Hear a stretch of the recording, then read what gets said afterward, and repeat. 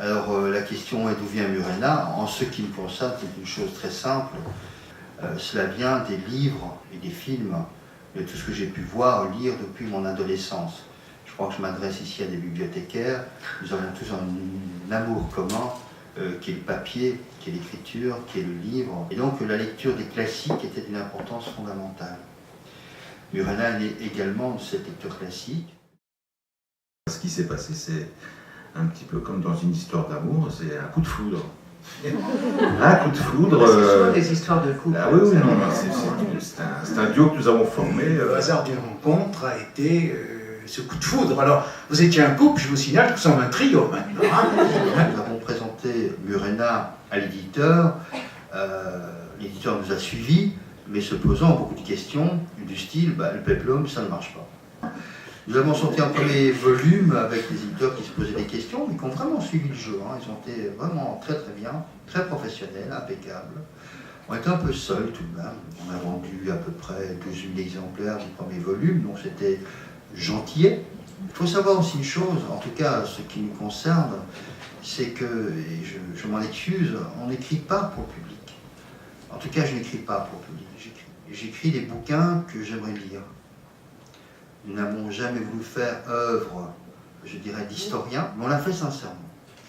Et on n'a pas fait pour le public, on l'a fait pour nous. Et le public a suivi, et c'est évidemment toujours, lorsque le public suit, que ce soit pour une chanson, pour un film, pour un roman, un petit miracle et une grande chance.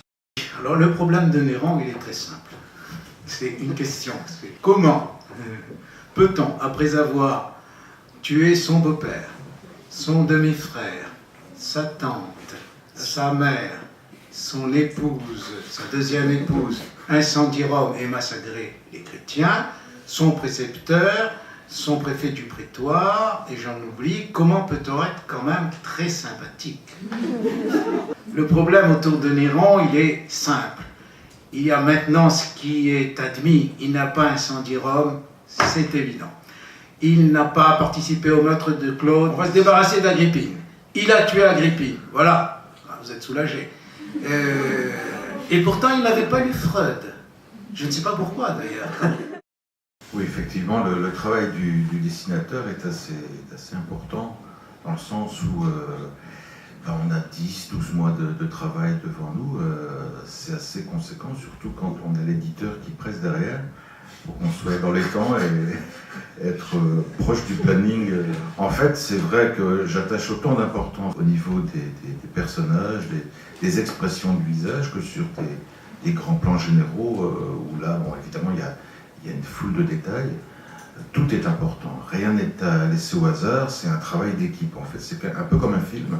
Étant quelqu'un d'assez pointilleux, voire même maniaque, c'est quelquefois assez pathologique, je dois faire attention parce que je peux m'attarder un peu trop souvent sur certains petits détails, à savoir... Les chaussures, je crois qu'à un moment il y avait un problème de voilà, chaussures. un problème de chaussures, de sandales, de caligae, donc je voulais absolument les chaussures adéquates pour telle scène. Dès le moment où ce qu'on illustre, ou ce qu'on écrit, mais là pour moi, ce qu'on illustre est crédible, je pense que c'est assez bon, c'est gagné. Je pense que le lecteur, dès l'instant où il ouvre l'album et se croit transporté dans la Rome antique, je pense que c'est atteindre son but. Dans la réalité historique, c'est très simple. C'est très simple. Quand vous parlez des Romains, ne pensez pas du tout à nous. On sait comment Néron faisait l'amour, par exemple, puisqu'on est sur Néron. C'est-à-dire, on sait par des représentations que nous avons retrouvées à Pompéi, par exemple, Néron organisait ce qu'on appelle des sphinctria. Alors, des sphinctria, c'était très simple. On mettait un fil comme ça, il y avait des funambules qui marchaient sur le fil, les uns s'emboîtant dans les autres. Vous avez bien compris. S'il y en a un qui tombait, c'était fini, entre sphinctria. Je ne vous conseille pas d'essayer, parce que c'est pas facile. Bon, voilà. En ce qui concerne la sexualité, moi, je suis tout à fait d'accord avec ce que Jean et Philippe ont fait. Mais qui est-ce qui a eu l'idée de pousser M. Aziza sur la sexualité? On peut tous sortir ici de ce côté-là. C'est l'historien qui seul parle. est capable de tenir une foule entière avec les postures romaines. Le corps masculin pose toujours problème de face, et particulièrement dans les mondes anglo-saxons, et particulièrement dans le monde américain. Il faut donc savoir que dans la version américaine, tous les gladiateurs et tous les hommes nus sont vêtus d'un panier qui arrive au-dessous des genoux, et ça leur donne un look pas possible. C'est absolument effrayant. C'est une mode entre Gaultier et je ne sais pas trop quoi. Ils sont très contents comme ça. Alors la violence, ça passe. La sexualité masculine ne passe pas. Alors on se pose plein de questions là-dessus. Et il y a toujours finalement une hypocrisie absolument fondamentale à ce niveau-là, alors que le corps est une chose très simple. Donc effectivement, nous avons cette version américaine de Murena où les dessins ont été retouchés. Voilà. Y compris la statuaire, où on a carrément sectionné les sexes. Authentique. On avait un choix, mais bon, c'était assez empoisonné comme choix, parce que d'un côté, soit il paraissait tel quel, mais alors sous cellophane et dans le rayon des bouquins X, ah oui, évidemment, soit complètement rectifié, retouché pour le grand. Les positions de M. Aziza sont respectées, par contre. J'ai eu la chance, il y a quelques années, de rencontrer un coloriste talentueux, qui est Jérémy Petitqueux, et qui travaille depuis le tome 5. Je suis vraiment tombé sur quelqu'un qui avait la même vision que moi au niveau de la mise en couleur, de la dramaturgie au niveau éclairage, de la façon de mettre son spot d'éclairage sur un plateau de cinéma. J'ai longuement discuté avec lui, je l'ai pris un peu, je dirais un peu sous mon aile et pendant quelques années dans mon atelier, ce qui fait qu'il y avait une belle osmose entre nous et qui reste toujours d'actualité. Donc ce qui permet à Murena d'avoir maintenant, pour ma part, toute sa plénitude au niveau graphique. La seule chose que je me permets de faire, et ça c'est pour un plaisir personnel, ce sont les couvertures. Les couvertures, ça je les réalise moi-même. Et on a pensé à un générique de film, le fameux film de Kubrick, Spartacus, où il y a la statuaire du personnage principal qui se fissure. On est parti de ça et on a continué sur les couvertures.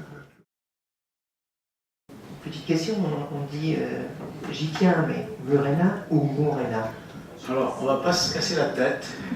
Je viens d'écrire 10 pages pour savoir s'il faut écrire péplum avec un E accent aigu, et s'il faut mettre pépla au pluriel ou un S, on va pas se casser la tête. On va dire Murena, et puis c'est fini. Les idylles de mouche, moi, c'est pas... Voilà, quelque chose nous échappait à Delaby et moi-même, c'est qu'on reste en dehors de par un langage qui n'est pas celui de l'époque.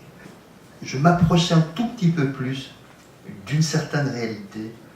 Je rentrais un tout petit peu plus dans le dessin, un tout petit peu plus dans le personnage, parce que le langage était là. Et il n'y a pas que la culture, il y a le langage qui est extrêmement important. Et le langage, il n'était pas dans Murena. Ça, c'est très clair. Quand vous écrivez en français, automatiquement, quelque part, vous pensez en français aussi.